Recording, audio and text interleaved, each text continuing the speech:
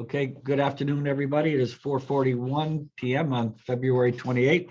I will call to order the February 28th meeting of the Board of Police Commissioners. We have a quorum with Commissioner Fran Collier Clemens and newly appointed Commissioner Tony Lopez, who introduced himself to everybody on the panel before at the other meeting. So we can move right into the order of business.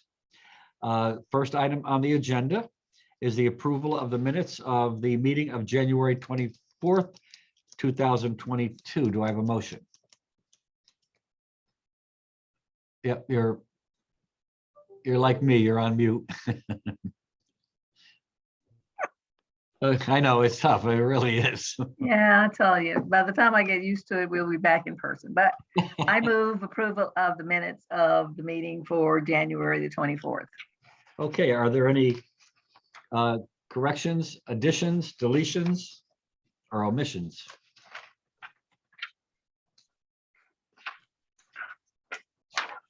Hearing none, all in favor of approval of the minutes of January 24th?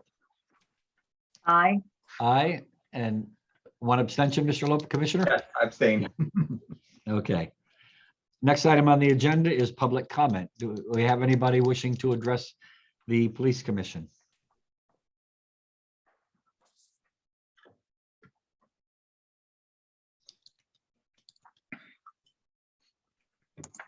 I was muted this time. If anybody would like to speak, just please click the raise hand button on the bottom. I believe it's the same person, Richard, from last meeting. Yep. But Richard other than Chumney? that, yep, sir. But other than that, it doesn't look like we have anybody else. Okay, we'll move on to the agenda now. Operations report, which includes patrol staffing and selective enforcement report. Who's going to do that one? Well, Mayor, currently, for January, ending the end of January, our staffing was at 165, putting us down 16 patrol vacancies. During the month, we had we hired 2 officers and we had 1 resign.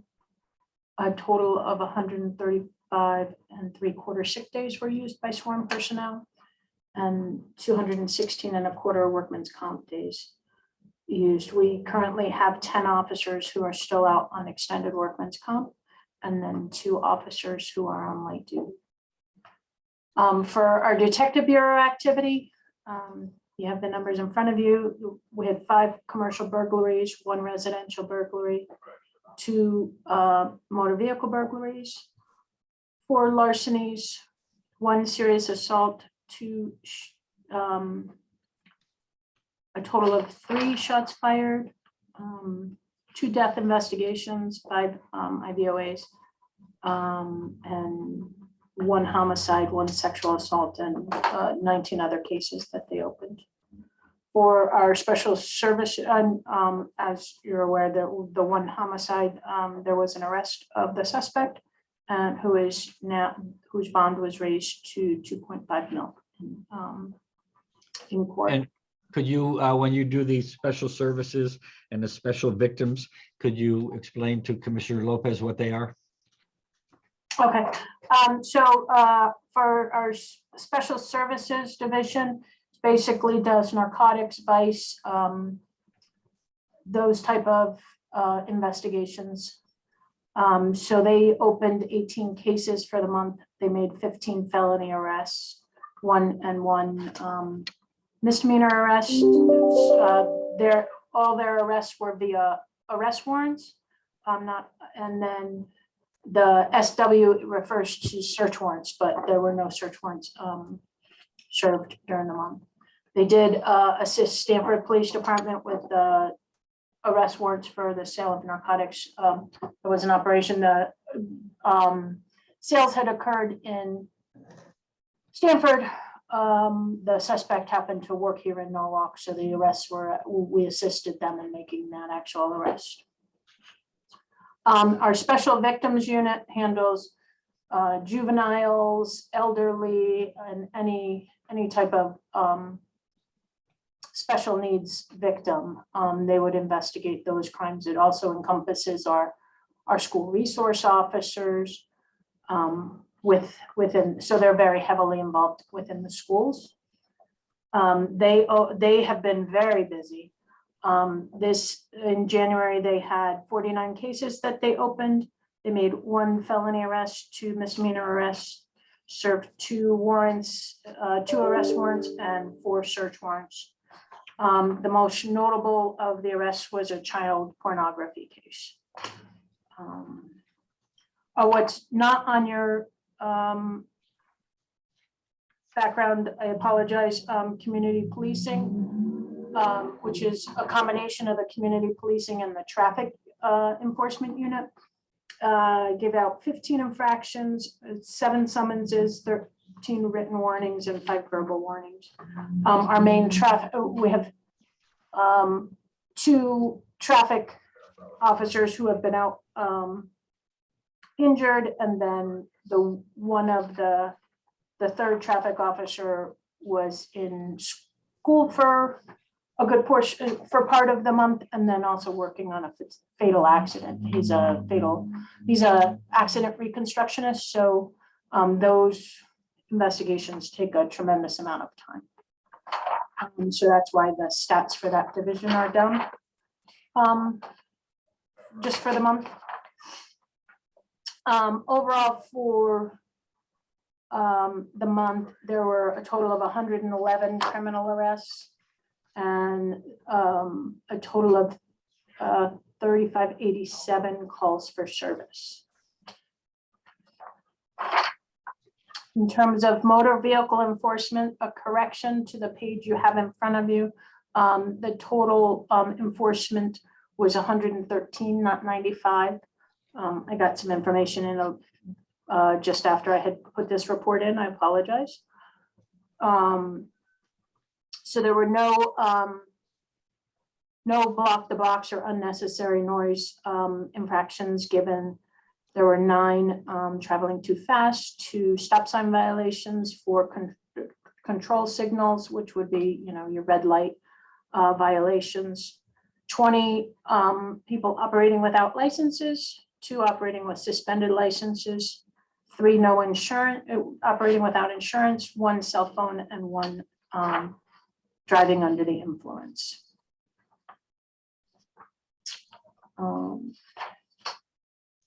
And what I would like to mention that the class that the traffic officer was in happens to be a DRE class, which is the next step up, is really a much more expanded from, he's actually becoming an instructor in it. It's to detect people who are operating under the influence of drugs. So he's already extensively been trained in DRE, and now he's being trained as an instructor. With marijuana being with the marijuana laws changing, it's very important that we have people trained to be able to detect people operating under the influence of that. As we expect there could be an increase in those violations. So that is the patrol report and selective enforcement report. Mayor, yes? Thank you so much for the description, Assistant Chief Zeka. I have a question. You cited the criminal arrest at 111, is that correct? Yes. Is that trending up, down, the same, or? That was, I believe, a bit down this month. Okay. Let me find my papers to show it. I apologize, I do not have the comparison within That's okay. I was this just, paperwork. yeah, if you think it's down, that's, I just. I think wanted it's to- a hair down from, I believe it's a hair down from last month.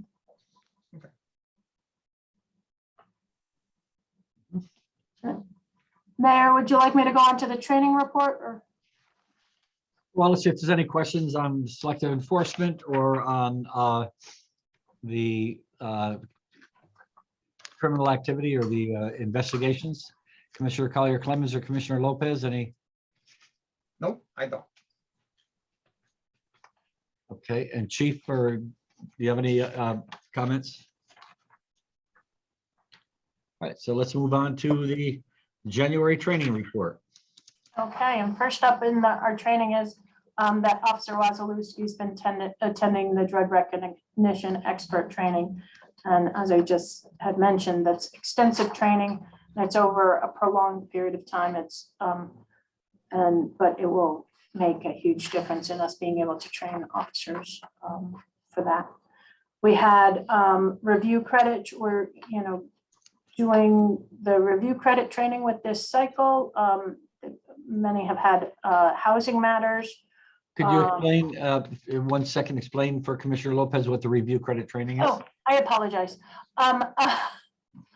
Officers are, to keep our certification, we go through a review credit cycle. Basically, every 3 years, there's a certain amount of training that you're required to have in specific areas, and then some general number of hours. So yearly, we have firearms training and use of force training and things like that. And then over like those you do annually, but then over the 3-year cycle, there's a certain amount of classes and information that you need over that cycle to recertify, as you recertify every 3 years. So when I refer to review credit training, it's those mandatory hours that we need. And then additionally, we do as much specialized training as we can. So things like the housing matters, the gang training, rape, crisis, and sexual assault, hate and bias crimes those are all within the review credit cycle. So roughly about a third of the department goes through those training classes each year. So to keep to get everyone trained within the 3 years. So a third of the department's certifications usually expire each year, so that it's manageable. It's over time rather. And then we had our specialty teams training, our emergency services unit. So that's our tactical response team. Then within that is also our crisis negotiators had their training, and also the scuba team. So they all train monthly as individual units. So they each had training, and I will mention that our ESU team, we had put on 2 new members, so they're doing additional training to get their basic training for the team to get proficient in and up to speed with the rest of the team. And then the only other training was our NCIC certification. There's officers are required to recert on that every few years. So there was a few officers who did their recertification, and that's our basically the criminal computer system, and so where we're running plates and people for warrants and things like that. Okay, any questions? As you can see, Commissioner Lopez, we are a full-service police department providing a variety of services and functions that keep us pretty busy. So, Great to hear. so next item on the agenda, informational items regarding sick time, presentation of the discussion of Safe Life Defense uniform vest, and complimentary letters. Chief? You have in your packet the list of those officers and civilians that took no sick time in 2021. This is a normal notification to the commission. And I'll also be sending a letter to each on behalf of the commission, acknowledging that and including that in their personnel files as well. Very nice. I notice we have one officer that hasn't had a sick day in 7 years. So that's a pretty good record. Yep. And a lot of others for 2 years. I'd just like to make a correction. I think Officer James Kasimis, we've got him as 2020, and then he was hired in 2021. That may be a mistake.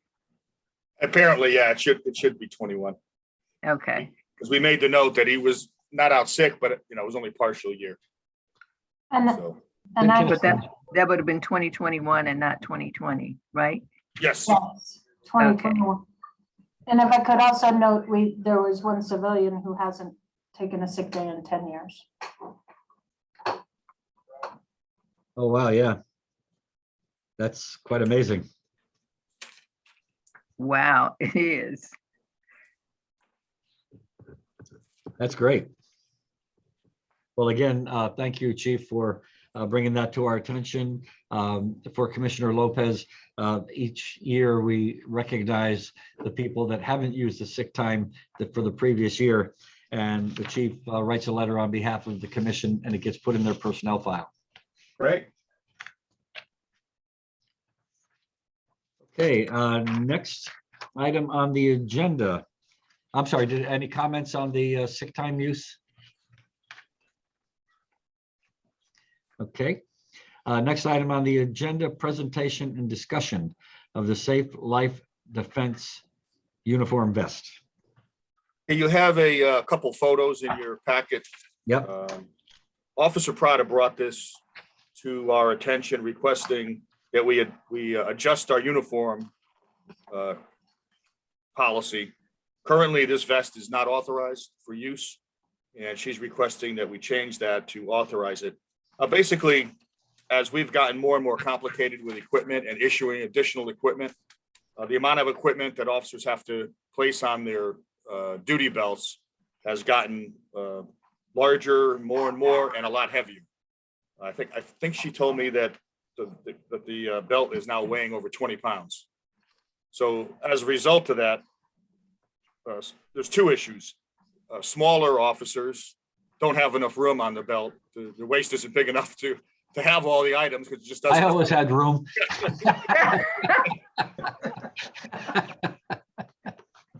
So that's one of the issues. The second is we have had some back injuries because of the weight and in and out of the car, equipment being in the back when you're sitting down. And she brought this. I've researched a little further since she provided me a lot of documentation. There are many, many agencies who have switched to this, or not switched. They allow the use of this if officers choose to do that, but they limit what items can be placed on the vest. So they can't, put anything on there that's not specifically noted. Basically, what most agencies are allowing is the taser, handcuffs, and the radio to take that off the duty belt. And that is the vest carrier as well.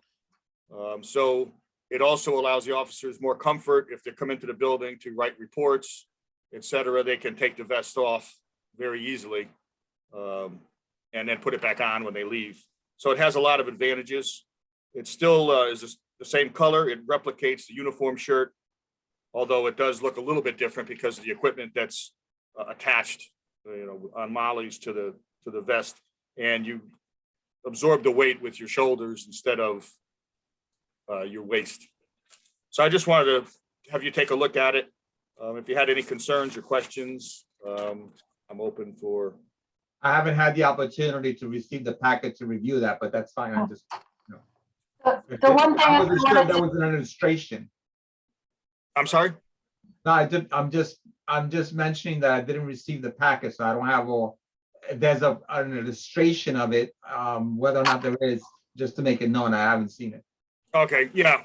There's a photo of Officer Prado wearing it, and then a close-up of the vest itself. Oh, the- So what I could do though, Yes, okay, that's Back not up. very, yeah. Not very clear. what I can do, and I was gonna bring this up before we finished our meeting. If you'd like to stop in at some point, we could make a There you go. set a time, That's it. have you come in and take a tour of the building and, get to meet the people. And then also, okay, you got a good view of the. There you go. That's Good. good. That's good.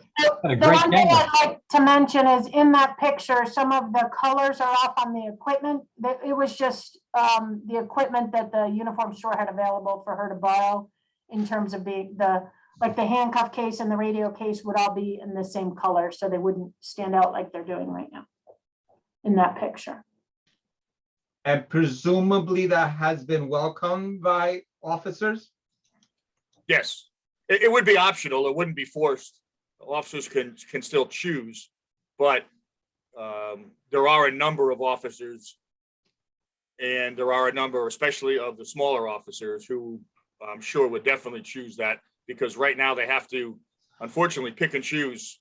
Some of them are not carrying an extra set of handcuffs, et cetera, because they have no room on their belt to do that. And also you end up with a lot of equipment right in the small of your back that you're leaning against when you're sitting down. So it really does takes a toll on your back, and also just the weight in general, all on your waist, has been taking a toll on people. Does she have two tasers on in this? Yeah, just because she has a regular taser and then she just threw the other one on to show us how the vest. The other one is just a sample. Now, the other question I would have, in the summertime, officers wearing a vest, wearing the shirt, and wearing this, is there going to be, have we checked the level of discomfort that may? This would be the vest carrier, so it wouldn't actually add anything. Instead of wearing a vest carrier underneath, this is the vest carrier. And most Oh. officers now are wearing an outside vest carrier right now anyway. Okay, Just no so equipment on it. this is the bullet resistant vest that's right there. Okay. Yes, Okay. it's pretty similar to what many officers wear now, except Yeah. that it doesn't have the equipment, attached to it. Any questions from the commissioners? I don't have any questions. I'd just like to comment. I guess you would decide which piece of equipment or pieces of equipment would go on the vest, but I think it's really good to have the taser on the vest. I mean, she's wearing it in an opposite position anyway, but you wouldn't be so, or officers wouldn't be so prone to pick the wrong item when detaining, apprehending a Mhm. victim. So, Yeah, and that's usually where they carry it, so there is a separation. And right, that's why when we got the tasers, we wanted them to be yellow, so there could be no mistake, not only in the officer's situation, but members of the public. Somebody sees an officer pointing what looks like a firearm. If the taser was black, which they do come in that color, it could be very confusing and create a misconception as to what's happening. I think that's excellent. I think for the benefit, I think we should go off the agenda to add this item for an action item. And then we can vote to authorize this. Okay, I move to go off the agenda to add this vest as an action item. Okay, all in favor? Aye. Aye. Now we vote on the vest. Can I get a motion to approve the vest as displayed in the packet? So moved. Okay, any questions? All in favor? Aye. Aye, motion carries. Very good, Okay. thank you. Thank you. Next item on the agenda is the complimentary letters. Okay, we just a couple this month. The first is regarding Officer Russo. This is from a resident, and you see in the letter, basically says she is fortunate, so lucky to live in Norwalk and have this officer on the force. So it's a very nice comment for somebody to leave. And this was regarding the service that he provided to her. Mhm. The second, this was from United States Marshal's office. He sent me this email, but then he also followed up with a phone call extolling the value and also the great work of Officer Geismer that's assigned as a part-time task force officer for the U.S. Marshals in their fugitive apprehension unit. As you know, Officer Geismer received a number of awards and Officers of the Month for various apprehensions of murderers, et cetera, that were wanted in other jurisdictions, tracking them down. Also locating and tracking offenders from Norwalk who then fled to other areas of the country.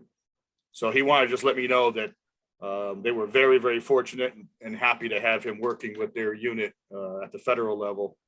And all this work, or most of this work, is done off city payroll. It's done on overtime under the U.S. Marshals payment. So it doesn't cost the city anything to have him part of this, but gives us a lot in return. So I wanted to bring that to your attention as well. Any comments from the commission? It's just always good to get these letters, and it goes to show just how much our officers are doing and the good work they're doing out in the community. So thank you for bringing that to our attention. So the next item on the agenda is executive session. So I need a motion to go into executive session. I move we go into executive session And we need to state the purpose. for the purpose of discussing the disability pension for Officer Frateroli. Right. Right. Okay, all in favor? Aye. Aye, the time is 5:07. We have Commissioner Lopez, we have a separate link for the executive session. So we have to leave this one and go into the executive session with the other link. And then we'll come back to this one. Got it. Thank you. And Officer Frateroli is on. I He see also him. has the executive session link. So Okay. Joe, if you could move over to that too, if you'd like to join that meeting for any questions or whatever.